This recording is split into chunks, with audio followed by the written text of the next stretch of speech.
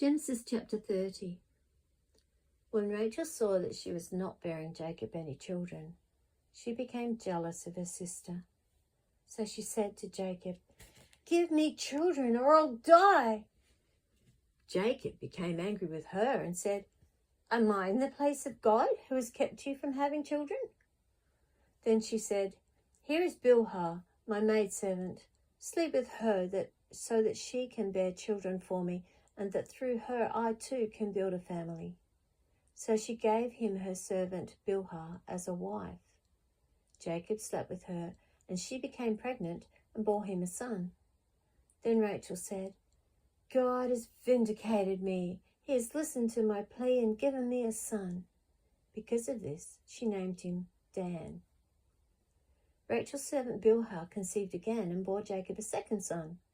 Then Rachel said, "I've had a great struggle with my sister, and I have won." So she named him Naphtali.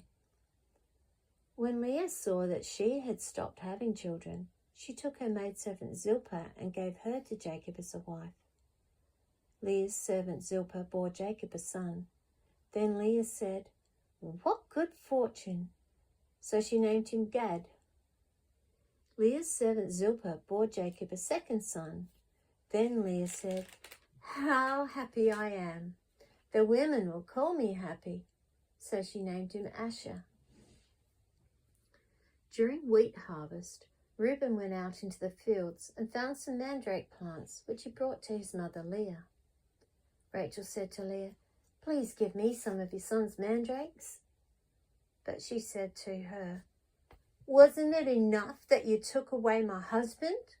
Will you take my son's mandrakes too?" "Very well," Rachel said. "He can sleep with you tonight in return for your son's mandrakes." So when Jacob came in from the fields that evening, Leah went out to meet him. "You must sleep with me," she said. "I have hired you with my son's mandrakes." So he slept with her that night. God listened to Leah, and she became pregnant and bore Jacob a fifth son. Then Leah said, "God has rewarded me for giving my maidservant to my husband." So she named him Issachar. Leah conceived again and bore Jacob a sixth son. Then Leah said, "God has presented me with a precious gift. This time my husband will treat me with honor, because I have borne him 6 sons." So she named him Zebulun. Sometime later she gave birth to a daughter and named her Dinah. Then God remembered Rachel. He listened to her and opened her womb. She became pregnant and gave birth to a son, and she said, "God has taken away my disgrace." She named him Joseph and said, "May the Lord add to me another son." After Rachel gave birth to Joseph, Jacob said to Laban, "Send me on my way so I can go back to my own homeland. Give me my wives and children for whom I have served you, and I'll be on my way. You know how much work I've done for you." But Laban said to him, "If I have found favor in your eyes, please stay. I've learned by divination that the Lord has blessed me because of you." He added, "Name your wages and I will pay them." Jacob said to him, "You know how I've worked for you and how your livestock is fed under my care. The little you had before I came has increased greatly, and the Lord has blessed you wherever I have been. But now, when may I do something for my own household?" "What shall I give you?" he asked. "Don't give me anything," Jacob replied. "But if you will do this one thing for me, I will go on tending your flocks and watching over them. Let me go through all your flocks today and remove from them every speckled or spotted sheep, every dark-coloured lamb, and every spotted or speckled goat.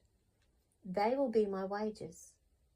And my honesty will testify for me in the future whenever you check on the wages you have paid me. Any goat in my possession that is not speckled or spotted, or any lamb that is not dark-coloured, will be considered stolen." "Agreed," said Laban. "Let it be as you have said."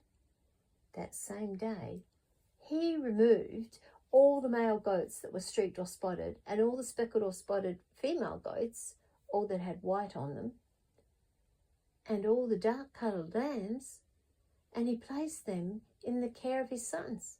Then he put a 3-day journey between himself and Jacob, while Jacob continued to tend to the rest of Laban's flocks. Jacob, however, took fresh-cut branches from poplar, almond, and plane trees and made white stripes on them by peeling the bark and exposing the white inner wood of the branches. Then he placed the peeled branches in all the watering troughs, so that they would be directly in front of the flocks when they came to drink. When the flocks were in heat and came to drink, they mated in front of the branches, and they bore young that was streaked or speckled or spotted. Jacob set apart the young of the flock by themselves, but made the rest faced, streaked, and dark-coloured animals that belonged to Laban.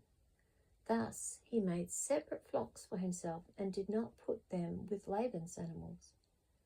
Whenever the stronger females were in heat, Jacob would place the branches in the troughs in front of the animals so they would mate near the branches. But if the animals were weak, he would not place them there. So the weak animals went to Laban and the strong ones to Jacob. In this way the man grew exceedingly prosperous and came to own large flocks and maidservants and men servants and camels and donkeys